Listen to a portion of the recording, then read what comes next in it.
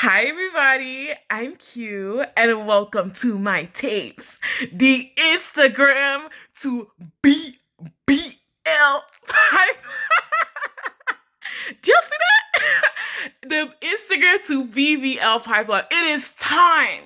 It is time. Come in. Come. It's time. Come and sit down, yeah. Come and sit down. We must discuss. We must discuss today. We must discuss now. These are present thoughts. Present thoughts that I've been thinking about for a few years now. I would say like 3 to 4 years, especially like my introduction to social media as like a pre-adolescent to adolescent. Like we have to like discuss what does it mean to see the proliferation of plastic surgery on these social media platforms. What does it mean for you? What does it mean for me? What does it mean for people who actually get these procedures? And what is this industrial complex? If that is anything you want to listen to, why am I so hyped? Oh my, just relax. Q, just chill. I'm excited to talk about this. So if you want to discuss or hear or comment on this, please keep on watching.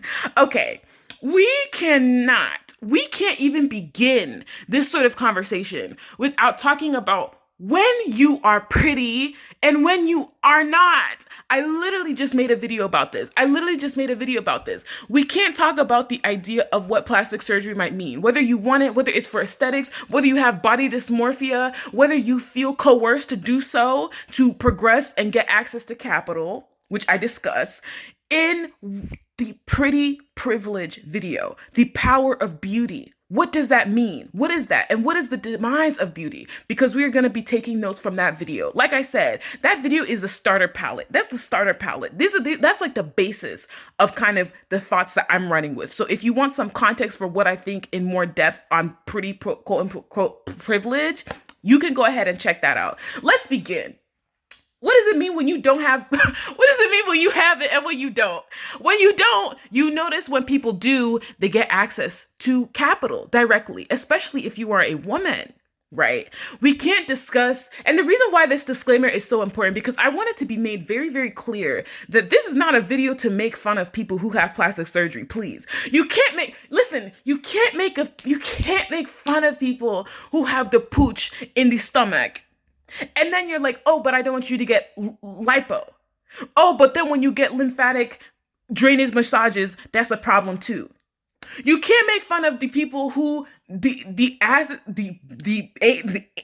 booty is not as plump. They're very thin, they're very petite. But then when they go and get silicone injects to the boom boom, it's a problem. So I feel like, and also just aesthetics. Maybe there's nothing wrong with you. Maybe you don't have body dysmorphia. You just want to look pretty. But what does it mean? We don't operate in a vacuum is what I'm saying. So I want it to be made clear right now that there is no way we can even have this discussion without acknowledging what does it mean for people to look and live in their intersection of identities and who gets these short ends of the stick. So if we can acknowledge that people have to live in this reality where they are constantly judged and lose out and are pushed further and further away from institutional power and access based off of the way that they look, then no, I don't think we should be here shaming people who have plastic surgery. So absurd. I am so confused. And so with that, let us begin. That is pretty much the prologue. Let's begin. So what is the Instagram to BBL pipeline? What is the industrial complex that I speak of? The Instagram to BBL. Sorry. Y'all see my lips? Ooh. Okay. The industrial complex that I speak of is the industrial complex that, first of all, starts with social media.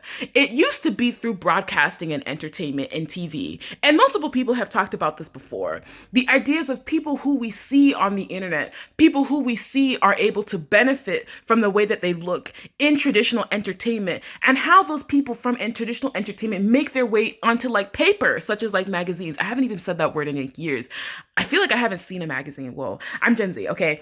Okay, I have obviously seen like a magazine, but I'm just saying it's been a while. But I'm just saying that like from traditional entertainment and print and distribution of like pop cultural kind of items, we come into social media. The people who left being at the top of being purviewed, right? In traditional entertainment. So we can think of like models, we can think of like video vixens, we can think of traditional actors and singers and musicians. You get onto a space like an Instagram, which is where we can start, because Instagram, I think, is really one of the top spaces in which people are seeing a lot of these sorts of imagery. And now I feel like TikTok, in the past few years, especially in the past couple of years, it has been very prevalent. So this industrial complex begins with the idea of being seen, the idea of what does it mean when you are able to be seen? What does it mean when the way that you are seen and the way that you can be seen floats you to the top, where you can get opportunities and enter the space of cultural lexicon as like a pedestrian? Before, it used to be you had to have access into these industries by way of your family, by way of industry contacts. But now, if you look a certain type of way, you can become a part of the spectacle. You can become a part of the imagery and the basis under which people look upon you to be like, where you can now get the brand deals. You can become the controversial person if you are able to have the appearance and the look that people want to see, maybe people want to be like, and people don't have access to capitalize off of. Are you following me? That was a lot, but are you following me? Okay, perfect. That is pretty much what I would say the industrial complex is. That is, I would say, the running theory that we can go with, the hypothesis that I'm having as I go forward and talk about these concepts more in depth as time and time goes on. But really what my concern is, and I think the focus and like, who is like the antagonist in these conversations? The antagonist is, what does it mean now that we can acknowledge the fact that people want to be a part of this cultural lexicon? People want to have cultural capital on the internet. What does it mean now if you have to appear in ways that it's a certain type of look that gets people benefits? What does that mean now? And I think that brings us from Instagram to spaces like the BBLs, brings us, and even at the end of the video, I will be talking about like what I think about the BBL pipeline to like the fitness industry as well. Because I think the whole part of what this video is about is the ways in which people are exploited. People are exploited. People are taken advantage of. People are being kept out of resources, basic resources, because of ways that they look like. And so now they have to turn to certain types of procedures and actions that, mind you, if you walk outside, we know that most people are not and do not even have access to these types of procedures. You know that meme or people how they speak and they're like, you're not ugly, you're just poor. You see how I add the emphasis? You're not ugly, you are poor. And so it kind of goes along those lines, of which we obviously know that the majority of people who get plastic surgery are not everybody. Does that make sense? But if you have access to it in any which way, if it's like cement glue, or you go to a doctor that'll actually give you proper silicone for the body, you know, people want to be able to benefit from these things. And that's where we kind of get into this plastic surgery marker. We get into the plastic surgery marker where I feel like most people are slightly coerced into doing these procedures because this is what they feel is their way out. And this is the dangerous part, because most of the people that we kind of see, these like cultural lexicon people, these people who have accrued these social capital, we want to be like them. We see what they have. We see how they're treated. And people want that.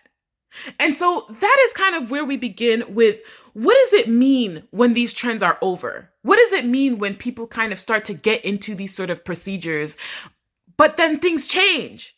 Because things change, right? Things change. The sort of people that we saw in traditional broadcasting, print, and entertainment, they look different. But they look different than how they do now. But in terms of the types of women that they did look quite similar. Like, if you look back at some of these imagery, even like models, like actors, like they looked quite similar in terms of what was that preferred, what was the standard. And even now, we know that the ultimate standard of what it means to be extremely beautiful, of the people who have the extreme and complete access, and I'll just use women for an example, is a white woman, a thin, white, heterosexual woman, right? So, what does it mean when these trends are over? What does it mean when you get these plastic surgery items done and things change? Frankly, you get left behind. And this is where I feel like some of the antagonist comes in, which is access. A lot of people who get these procedures, pedestrian people who get these procedures, people who don't, when I say pedestrians, I don't say it in an offensive way, but people who will not necessarily have the access to maintain or reoccurringly have like a plastic surgeon on speed dial are usually pedestrians. But what does it mean when you get these different types of surgeries and procedures, invasive surgeries and procedures done, but you don't necessarily have the access of the people that you see that have been able to completely benefit much more than the average person? You get chopped, botched, Megan Thee Stallion remix, chopped and screwed remixed bodies 10 years, 15 years down the line. And this is something I am really, really concerned with. I'm really, really concerned with people who kind of see these procedures happen online and maybe want to get them themselves. Do they have the money to maintain such procedures? Do they have this type of money to proceed to maintain these sort of procedures, from veneers to like rhinoplasties? Like, what happens, especially because like, as you know, I'm a Black person. This is not digital blackface, please. Like, when I think of rhinoplasty, I think of like Black ethno rhinoplasty. A lot of times it's not done properly. People have to go back and do it again. What if you don't have access to the money to get it done by the right type of surgeon? What about BBLs? BBLs are extremely, extremely dangerous. And actually, I want to make a small note on plastic surgeons and like the industry of plastic surgery. I feel these plastic surgeons have taken advantage of women who, some of them honestly might have body dysmorphia and are going through the trauma of experiencing institutional leave-outs, institutional cutoff points in their lives, who are like, I need a way to navigate this space. I'm not necessarily going to work in these spaces. I'm not going to be some rich person. Like, I need to be able to parlay the way that I look, because that is actual currency as a woman, as the way that I present as a femme woman. And so some of these plastic surgeons have seen what has gone on, and I feel like a lot of society just does not care. They don't care. They don't care that like the ways in which women at times might have to over-sexualize themselves. And I don't even say that, I don't think there's anything wrong with like sensual or like sexualness. Like, you know what I mean? Like, that's not what I'm saying. I'm saying like the ways in which, if you know that over-sexualized Black women's bodies are kind of what can help you get ahead and give you access, and they're taking advantage of that, I also have a problem with that too. I have a problem with the industry. A lot of plastic surgeons who have done these BBLs, who have made bands on bands on bands, millions, thousands, hundreds of thousands of dollars, are now saying, oh, well, it's too dangerous, so I'm not going to do it anymore. And I'm like, I feel like you knew. A lot of people, when BBLs were happening, in like the 90s, the 80s, people died. Please. They were few and far between, the 80s, 90s, 2000s. Like, these procedures were very, very risky. Very, very risky. Few and far between. You knew for a fact that these things were dangerous and risky. And you knew that as your career progressed, like, dang, a lot of people are dying under the knife. So I kind of do have a problem with the fact that a lot of plastic surgeons, even outside of BBL, even things to like rhinoplasty, even things to injections, even there's a type of like injection that you can do under your eye, either with like fat or like with a silicone gel under the eyes. And like even plastic surgeons are like, I don't even want to do some of these procedures anymore. And I'm like, but you have made a killing. So have you contacted some of these women that you have done a lot of these procedures on? That, oh, I don't do this anymore. I don't think it's even safe. So good luck, Charlie. And so I have a problem with that, which is why I really kind of want to lean into the exploitation and what I feel to be body dysmorphia. And we know that there are problems that exist societally that lead to people getting these procedures. Even though I said in the beginning that I am not judging people who get these procedures, because you're not going to be called a horse in the face. And then when people go and get the Megan Thee Stallion remix face, it's like, well, why did they change up their face? It's like with K. Michelle. People calling her, like, people are talking about K. Michelle like she became one of the characters of the Mr. Potato Head collection. But she's not going to have to see her face every day as an entertainer in a white supremacist, fatphobic, featurist, texturist, colorist, misogynoirist industry.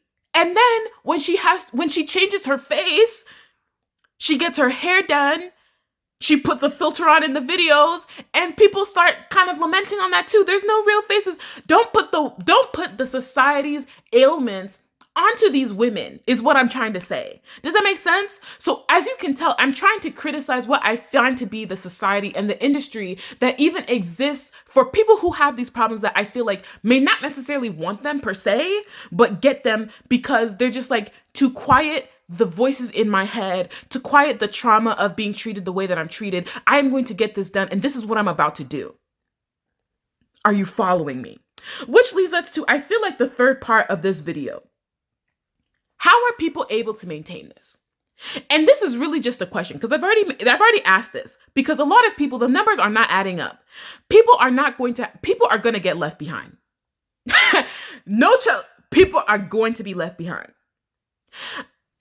I do think that as time goes on and more research is done and these procedures are done more and more often, people will be more skilled in the industry, in this type of plastic surgery within the medical field, where these sort of procedures can become more and more safe and accessible. But I think some people have already started to question, like, at whose risk? At whose types of bodies did we have to do this time and time again and see the dangers of it for us to kind of maybe come to a point where we start to evaluate how can these medical procedures be done more safely?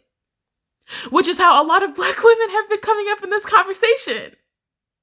How does the Instagram to BBL pipeline even affect the accessibility that can come out of plastic surgery the moment that maybe other races of people might start to get more and more of this plastic surgery? A question. What do you guys think? What do you guys think? Put an emoji with the question face. Like, what do you guys think? What do you guys think? Because I'm seeing the way things are moving, and I wonder if the American Medical Association has started to roll out warnings to plastic surgeons about pulling back with these procedures because maybe some of the people coming and doing some more and more of these procedures are no longer Black women who go under the knife and die under a BBL. I have questions.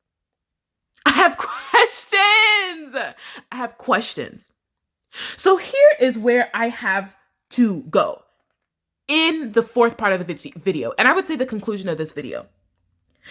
How does the Instagram to BBL pipeline affect the way, not only, because we've already addressed, like, what does it mean for the social media to affect individual people as the people themselves, the people on social media themselves getting these procedures? But then how does it affect these people who have now gotten these procedures, who parlay and show their life online? And how is it that they show themselves in the media to sell products? Which leads me to the Instagram to BBL/fitness pipeline.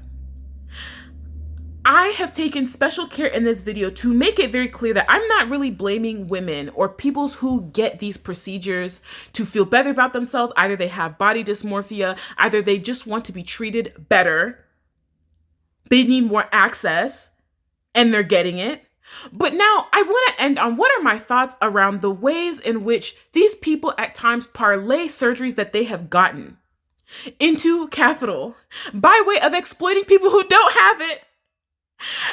I feel like the best way that I can start this conclusion is talking about this one plus size model. I forget her name, but you guys will know who she is. She is a white, I believe, Latina woman who is a popular, very popularized plus size model. She has an hourglass figure. She's walked on runways. And it wasn't until recently that this video came out, I believe with like Vanity Fair. There was this, you know how Vanity Fair is, like either Vanity Fair, Vogue. It was one of those kind of like, oh, I'll answer questions as me sort of thing. She had this interview where she essentially, one person was like, a few people asked her and said, how do you get your stomach to look like that? Because like your stomach is flat and like I'm fat and you're fat and we all fat, and the amount of people who like their body fat is distributed in this way, even as plus size women, is like slim to none. Even if you have like an hourglass figure, you might still have a little pooch. So how is it that your stomach is flat? And it wasn't until that interview that she finally revealed, and she, I believe, ended up tweeting this later because people asked again, where she was like, oh, I get lymphatic drainage massages. And it's like, oh, I got my breasts done, my anus done. Look, my breasts, my anus. I'm finally famous. Like, did I just quote Nicki? Okay, block. But it's just like, these are things that I want to know.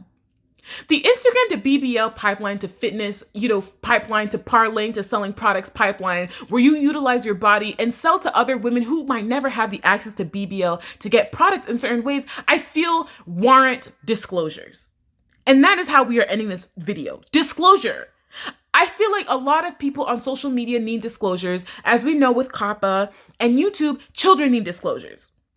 I feel like in this past year, and let me know, put like a camera emoji, put like a camera or like a photo emoji if in the past year you may or may not have had to reevaluate the sort of people that you see online. Because to be completely honest, I have started to like maybe unfollow or like mute certain types of people, or I'm just like, if I see people kind of broadcasting things about their life where I'm like, I feel like there's a disclosure that you need to make here and you're not making it, and it makes me a little uncomfortable. It's one thing if you're just living your life, which is fine, but it's one thing if you're living your life, but it's, oh, but I gotta sell this course though. But I gotta tell people how my stomach looks like this. And I gotta sell these products around the way that I was able to benefit from, that I know for a fact that other people don't have access to, but I don't wanna disclose that. I think that that's inappropriate.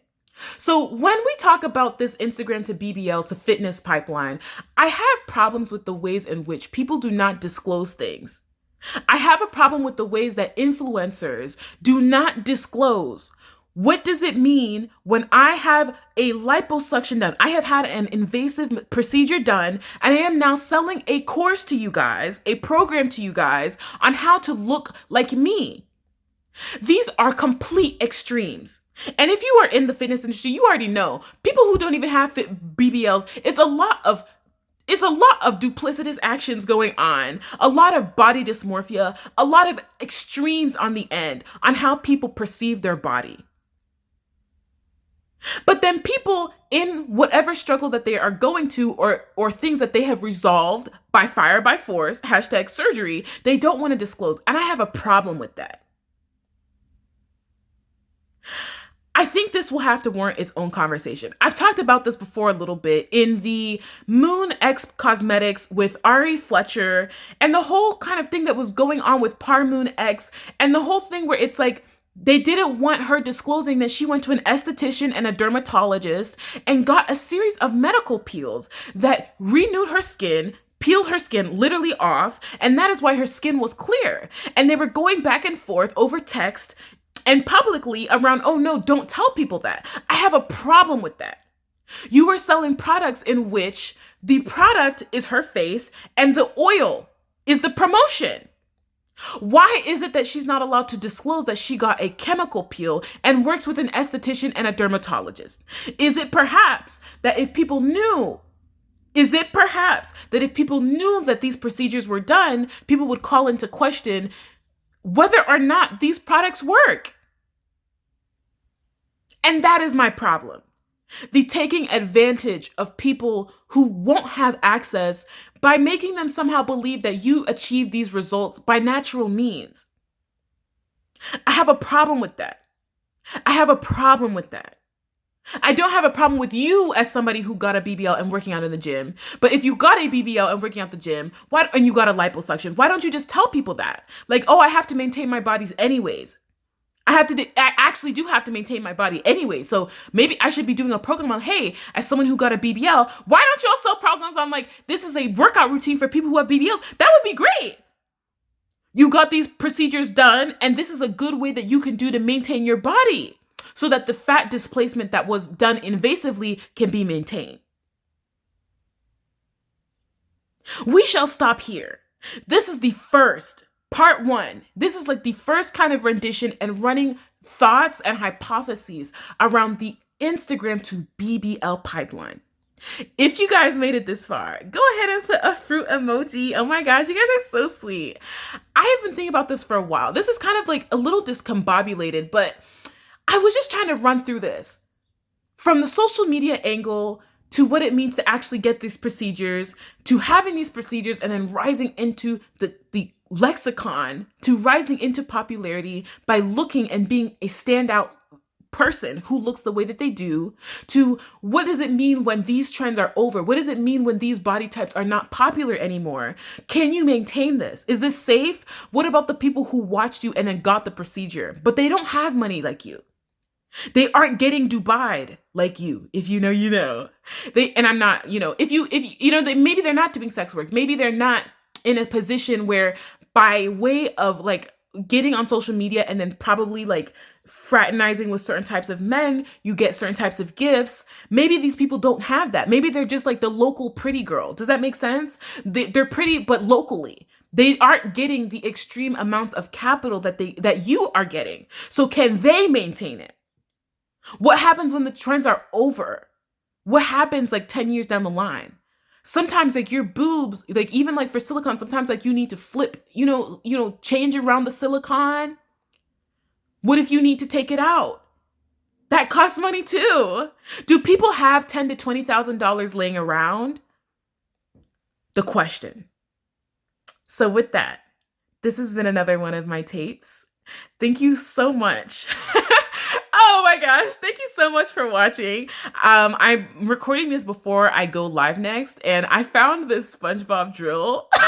Yes, sponge under the sea. I think if I went live before I post this video, you guys, I'm listening to this song, and I just can't. And I just can't do it. So I hope you guys enjoy that from the past to the future. I hope people laughed at that song because that made me laugh. And with that, I will see you in another one of my tapes. Thank you so much for watching. Bye.